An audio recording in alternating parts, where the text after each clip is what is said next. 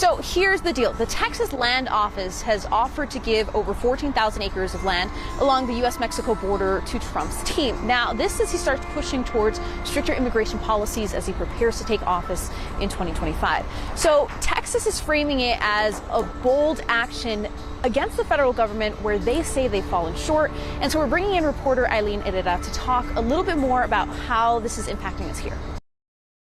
Well, to our breaking news out of Las Cruces, 3 people are dead and 15 others injured after gunfire broke out at an unsanctioned car meet at Young Park Friday night. Las Cruces police now confirm some individuals have been detained, but so far, no arrests have been made. Now, this remains a rapidly developing investigation. Now, today, KFOX 14 spoke with Doña Ana County's top prosecutor about what's next. Selena Madrid joins us live from Las Cruces. Now, Selena, you spoke with the district attorney, Fernando Macias.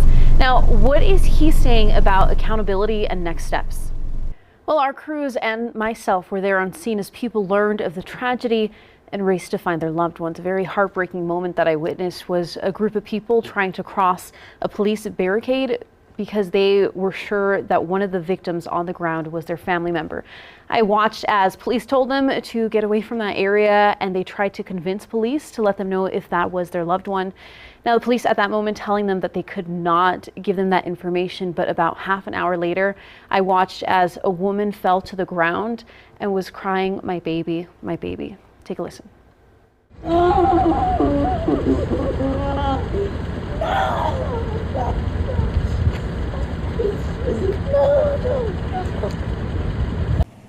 Well, while we were out there shortly after the mass shooting, we spoke with people who were at the park when the gunfire broke out.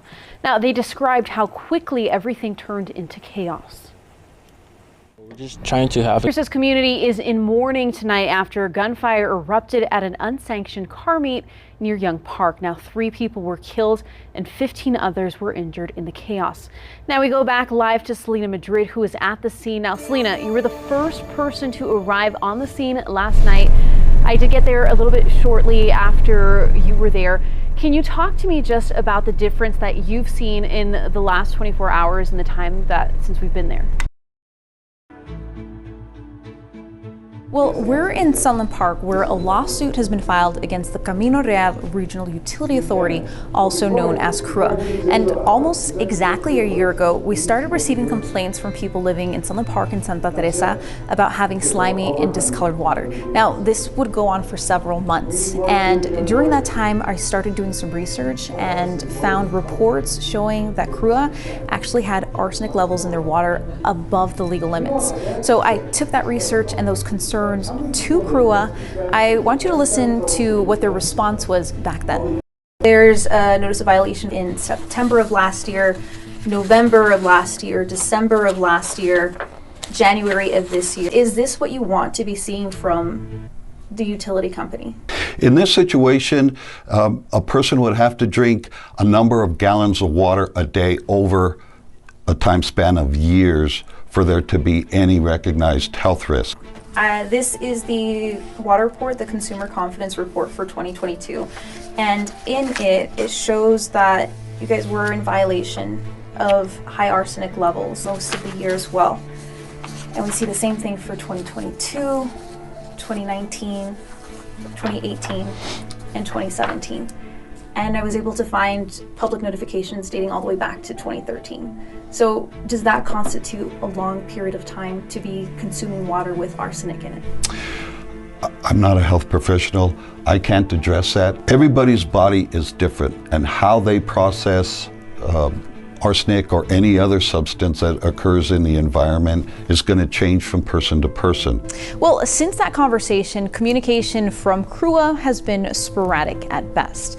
And in the year since all of this has been happening, they've actually gotten a new executive director, Juan Carlos Crosby, and for the most part, they've actually been able to keep the level of arsenic within legal limits, according to CRUA and the New Mexico Environment Department. But that brings us to today. And because of that, we're bringing in reporter Ariana Para. Ariana, can you talk to us about what happened here today? Right, so what happened here today is that there's been an ongoing battle between Texas and the Biden administration over this. It's razor wire here along the U.S.-Mexico border, and here in El Paso it goes as far as the eye can see and actually blocks off the Rio Grande right here. So Texas has been arguing that the federal government isn't doing enough to keep people from entering Texas illegally, and this is their response. They've said, we're taking matters into our own hands. But the federal government says that it stops Border Patrol agents from being able to help migrants, and you can actually see some clothes right here along this razor wire. Even though we're talking about this razor wire, it's not about that. It's about who has the power over the border and who makes up these policies and what happens with this. We're bringing in reporter Harrison Harper to talk about some changes that happened today. Well, we're here at a local elementary school, and a week ago, CBP and ICE couldn't make their way on campus. That all changed this week.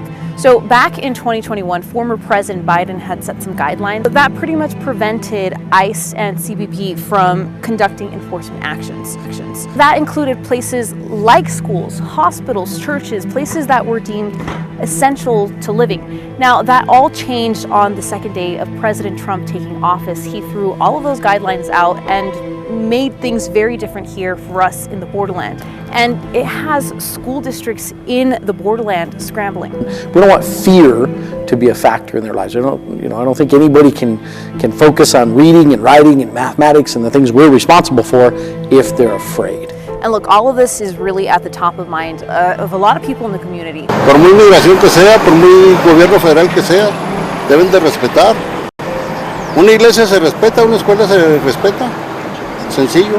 And I reached out to every district in the borderland to ask what they're doing about this. How are they making sure that students and community members and families feel safe? But we're asking these really hard questions that really right now schools don't have the answer to. They're looking at changing policies that have been in place for decades. And community members are scared.